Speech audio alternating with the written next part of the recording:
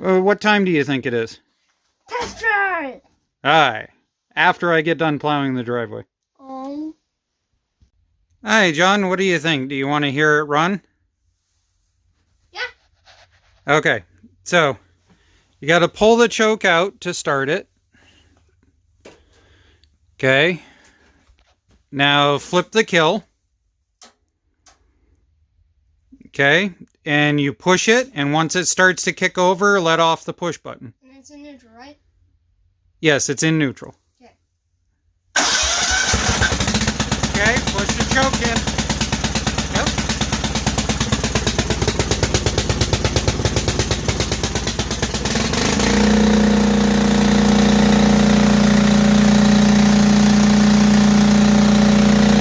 Okay, kill it.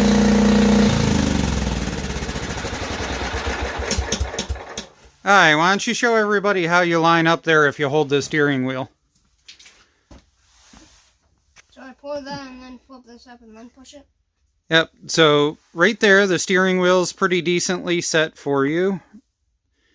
And so as you can see, he sits quite a ways back where his feet are comfortable. So the goal is to put reverse right about here so that he can curb stomp it. And have forward curl up into here. And have the brake curl up into here. Except for, what do you not like about where your feet are right now? What cosmetically did you say you don't like? I don't know. You're not a very good co-host, you know that? Alright, so John and I both agreed that we don't like these foot catch areas or whatever. And part of that for me is that when you fully turn to one side, John, go ahead and crank it around.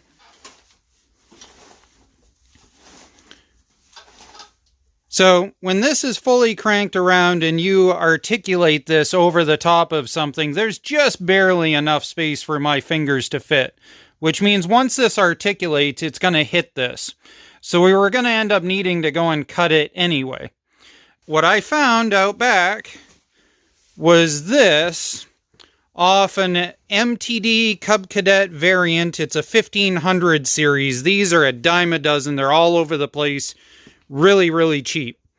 So what I was thinking was we pop the rear tires off.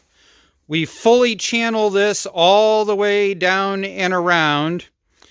And we take this deck height piece out. These are unscrewable on these. And I'm going to bet it'll line up pretty close to where the shifter is. Right? Yep. All right, let's get to it. Yeah. Here's a helpful tip for you if you're trying to relocate and move in or out a shift lever.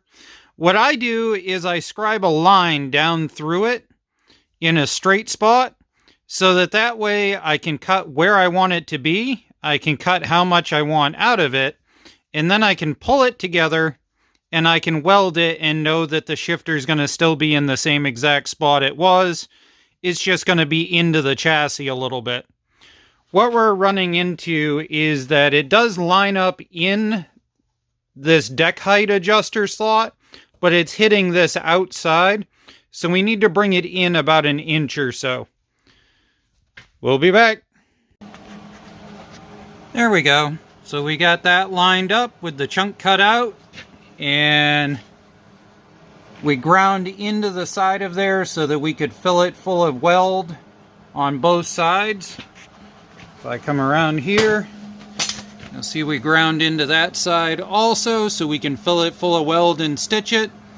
And we've got our Hobart set on level 3, which works good for this mild steel. Now, the other thing a lot of you will point out is that I could have heated it up with a torch and bent it up. But the problem is that means I'd actually need 2 bends and not 1. Because I want this going straight up and down like it is. So I'd have to bend it, and then I'd have to re-bend it back out.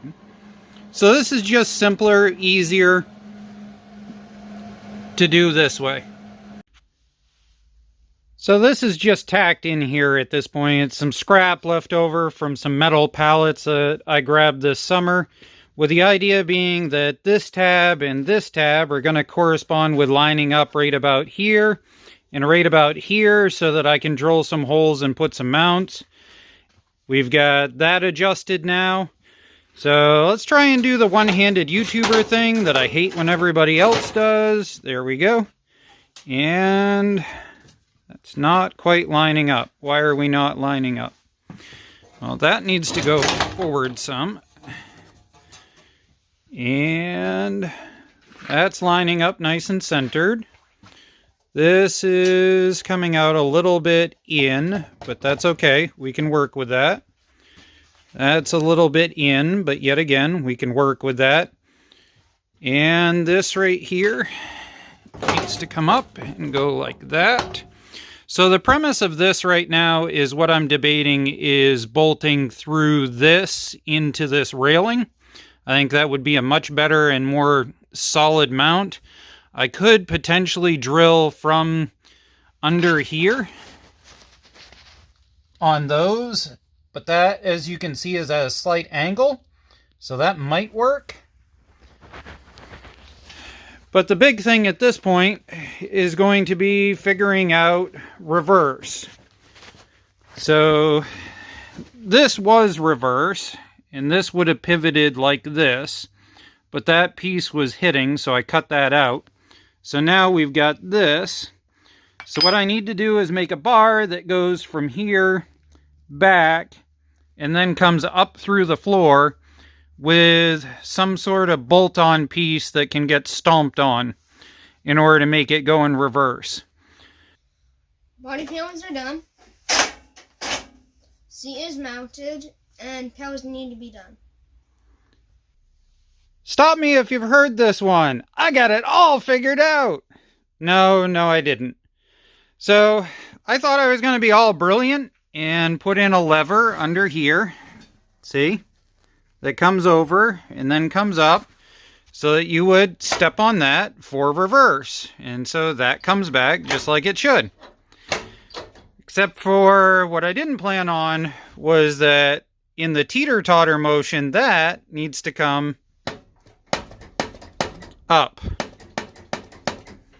So I gotta make some decisions now on whether I'm going to cut out a relief around here for that to come up and just call it good, or whether I've got to cut the bar and then bend everything down a little bit and then go from there. We'll get it figured out. Alright, do the footloose dance again. Reverse, forward, reverse, forward, break. I'd say that should work. Probably going to have to upgrade the centering springs on either side. What John and I have noticed is that because we added all this weight here and we added all the extra weight out the back here, it seems to be a little slow to do the self-center. So we're probably going to have to put some bigger springs on the self-center device later to upgrade it. What time do you think it is? Test drive! Aye, after I get done plowing the driveway.